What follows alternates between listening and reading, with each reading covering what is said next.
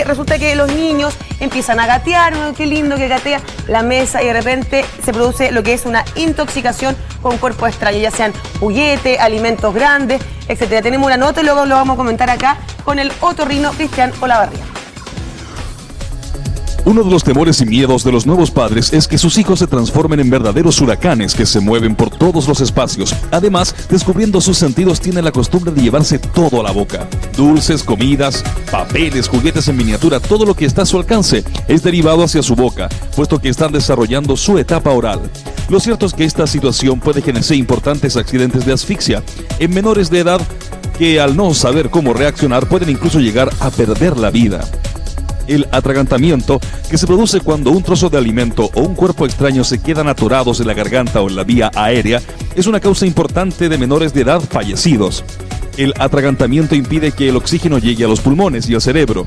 La falta de oxígeno en el cerebro durante más de 4 minutos puede provocar daño cerebral o la muerte. Es importante reconocer un atragantamiento y saber cómo actuar, tanto en el hogar como en un restaurante o un lugar público. La maniobra de Heimlich, un procedimiento de emergencia que se usa para ayudar a las personas que se han atragantado, salva miles de vidas cada año. Para saber de las cosas que los niños se puedan llegar a tragar y qué hacer en caso de una emergencia como aquella, nuestro otorrino, Cristian Olavarría. Estamos con Cristian ya. Bienvenido, Cristian. Oye, ¿qué pasa si un niño, por ejemplo, se atraganta con un artefacto pequeño?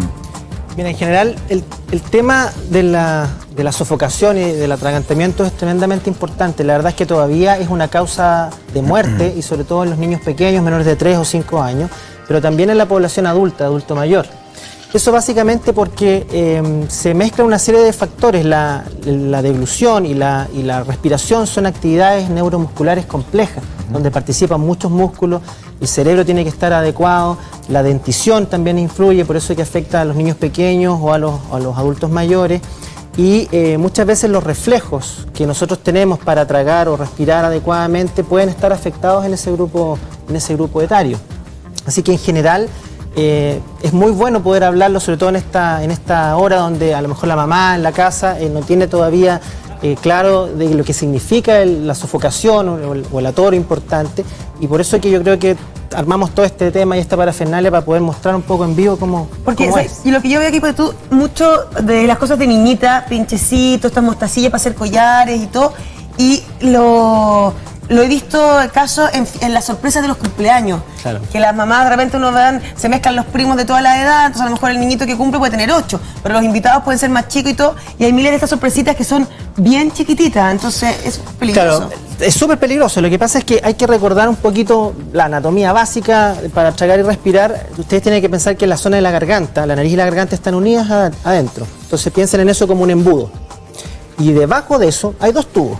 Un tubo anterior, que es la tráquea, por donde uno respira y que se comunica hacia los pulmones, y un tubo posterior, que es el esófago, por donde uno traga hacia el estómago. El problema es que en ciertas condiciones, algún contenido que uno está tragando, ya sea un juguete que está en la boca o un alimento, en vez de ir hacia atrás por el esófago, va hacia la vía aérea.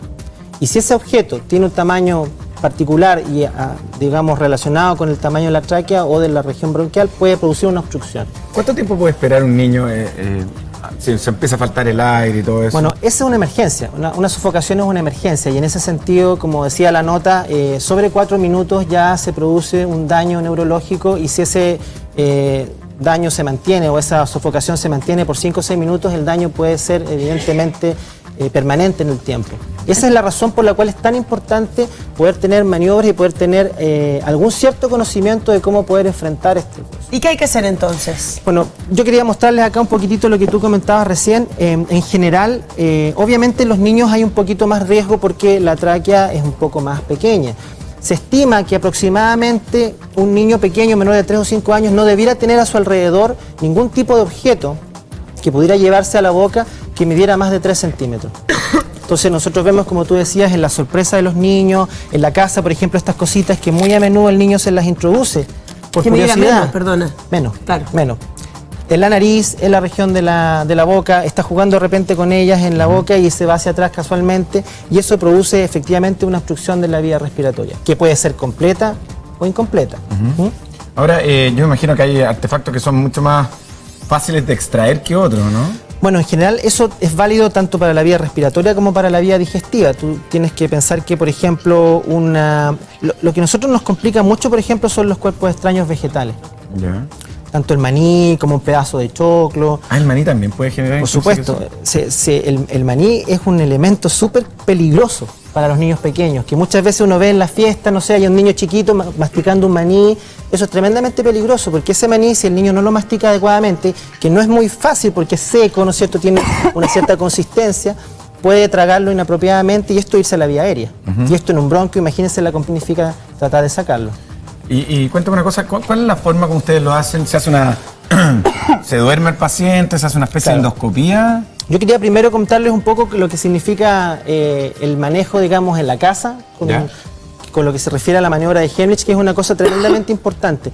Nosotros, cuando se produce una sofocación, es muy difícil que la persona pueda llamar, ¿no es cierto?, al 131 o poder pedir ayuda en un momento inmediato. Va a tener que actuar directamente y eso es súper válido para las mamás en la casa y también, obviamente, para una persona que puede estar eventualmente viendo cómo otra persona se atora.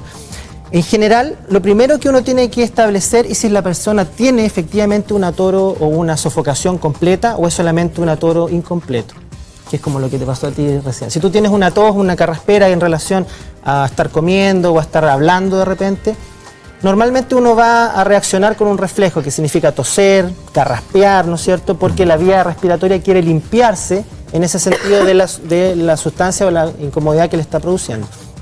En ese momento, y acá es súper importante, no es recomendable hacer nada. Observar a la persona, pero no palmetearle la espalda, no darle el vasito de agua típico para que trate de destaparse, ¿no es cierto? Porque en realidad muchas veces eso genera, al contrario, un problema mayor. El reflejo habitualmente es suficiente para poder salir de ese momento. Y en el caso del atoro del otro, vamos a la... Claro, cuando la persona no es capaz de hablar, no está tosiendo y evidentemente tú lo miras, exacto, no hay respiración, ahí hay un signo que se llama, ¿no es cierto?, universal de sofocación, que es el llevarse las manos a la garganta. Claro. La persona, ¿no es cierto?, tiene una sensación de pánico, cara de pánico, muchas veces está inicialmente pálida, posteriormente, si pasa el tiempo, azul, y hay esta sensación de sofocación evidente que uno la puede evaluar. Ajá. En ese momento, la persona que está alrededor, digamos, o viendo esto, tiene que actuar. Y lo primero, una vez que se confirma que efectivamente ocurrió eso, es, si el paciente está sofocado, hacer la maniobra de Heimlich. Yo para eso le pedimos acá a Pedro que nos va a ayudar porque nos interesa un poco evaluar. Pedro. ¿Qué tal, Pedro? Vamos entonces con la maniobra, dividámosla para los niños principalmente, ¿no? Bueno, veamos, aprovechamos en el adulto. En el adulto y en el niño son, como tú dices, totalmente distintas, porque de hecho la maniobra de Heimlich en los menores de 1 año estaría contraindicada por las características que tiene. Ajá. En el paciente adulto, o en el niño mayor, digamos de 5 años en adelante, la maniobra básicamente parte por, primero, identificar la sofocación, como lo habíamos comentado. No habla, no respira, no tose. Si está identificada, lo que viene es, obviamente, porque el paciente está consciente, decirle que está en una sofocación, que vamos a realizar una maniobra para tratar de ayudarlo, y uno se coloca por detrás de la persona, por debajo de los hombros, y lo que básicamente hace es, con la mano derecha en este caso, empuñada y el pulgar hacia adentro, en la región sobre el ombligo, como digamos en la boca del estómago, la otra mano usándola para hacer presión y se hace una compresión hacia arriba y hacia adentro, hacia atrás. arriba, ¿no? Claro.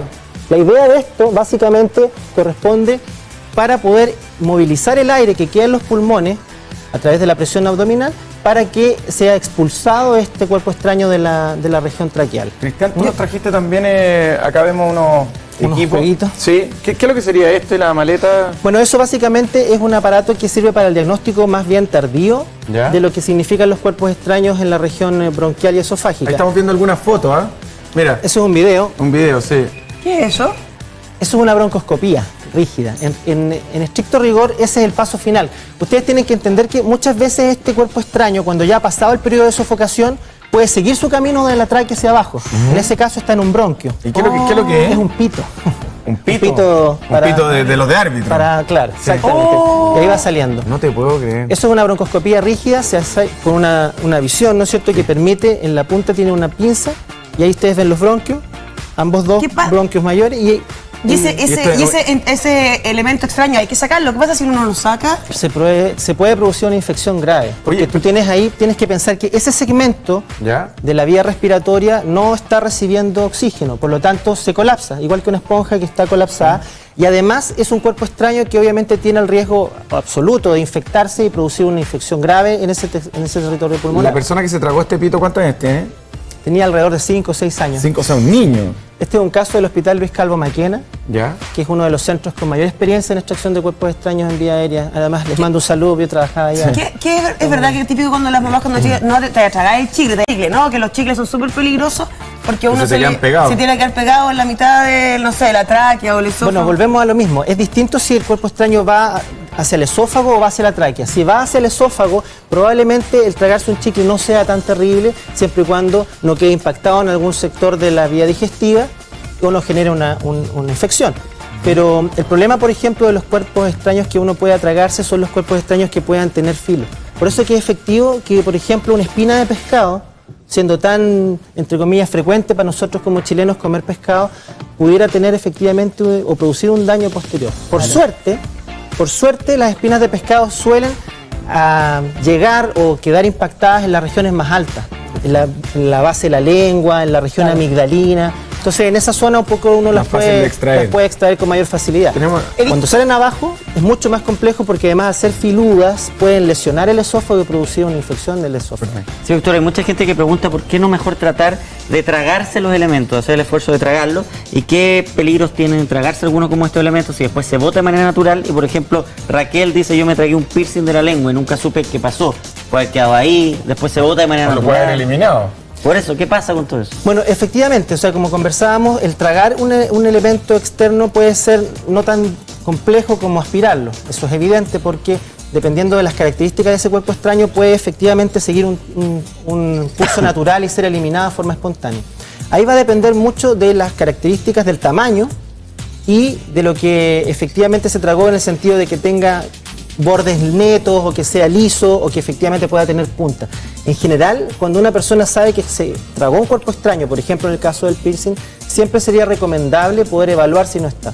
Y en ese caso es fácil, porque si el piercing en este caso podría ser metálico, basta con una radiografía de tórax, con lo cual uno puede inmediatamente saber si está o no está en la vía digestiva o en el esófago. Cristian, me ha tocado casos de que a un adulto se ha atorado, le han hecho, no pasa nada y le han metido la mano, le han acostado. Me pasó una vez con un caballero que tenía la placa, fíjate, se la había tragado. O sea, se la tenía y al final alguien le metió la mano y se la sacó en Bueno, eso tiene, digamos, dos visiones. Primero, no es recomendable, salvo contadas excepciones, hacer eso, porque lo que uno puede hacer es impactar el cuerpo extraño en la faringe, por ejemplo, o más abajo y complicar la situación. Como taponearlo, digamos. Exacto. La única razón o la única condición en la cual uno podría hacer eso sería que la persona no esté sofocada y el cuerpo extraño esté efectivamente en la vía, digamos, en la boca y sea fácilmente extraíble con la mano. Perfecto, te queremos dar las gracias. Muchas gracias, Cristian, muchas gracias, Pedro. Sí.